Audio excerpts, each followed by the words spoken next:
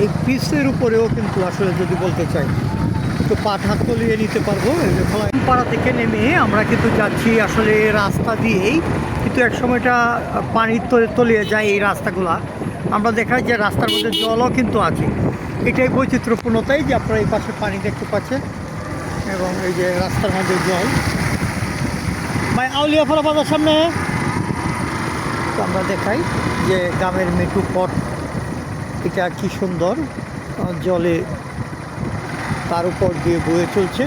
এরকম প্রকৃতি পরিবেশ আপনি যদি নেকলিতে আসেন, হ্যাঁ নেকলিতে আসেন তাহলে দেখতে পাবেন বিউটিফুল সিনারি সৌন্দর্য। আপনারা দেখেন এখানে যথেষ্ট গতি রয়ে গেছে। যাক পাটা একটু ভিজিয়ে নিই,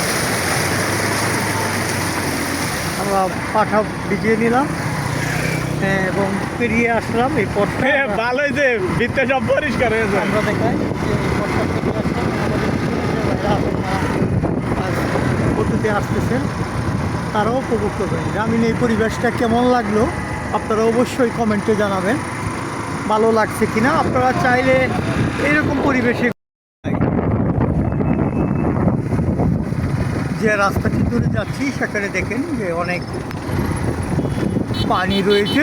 এই মেঠো পথটা এখন যদিও ডুবা নয়, তবে পানি দিয়ে যেতে ভালোই লাগে। এবং এই পাশটা দেখেন অনেকগুলা বাস গাড়া, এবং আপনারা দেখছেন জনজীবনের চিত্র। বাইরা এই রুটের মধ্যে দিয়ে যাচ্ছেন, তবে এই পিচের উপরেও কিন্তু আসলে যদি বলতে চাই একটু পাঠা তলিয়ে নিতে পারবো। এই যে খোলাই নিলাম,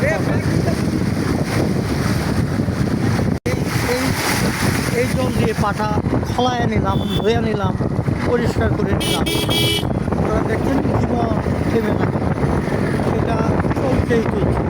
প্রতিদিন ওনারা ওই গাড়ি বহর করে এই রাস্তা দিয়ে আসা যাওয়া করে। আমাদের এদিকে কাদা দেখতে পাই, আর এখানে কিন্তু কাদা নেই। এই যে আমার তালই কিন্তু সব উড়ায় লইতেছে।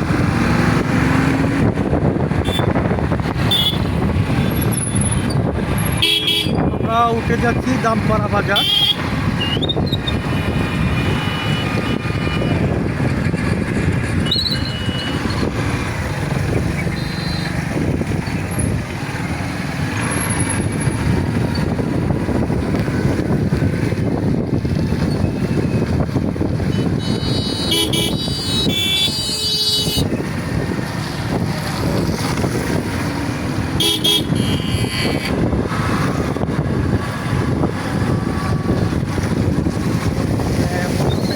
এগিয়ে চলছে, বাহ নিতাস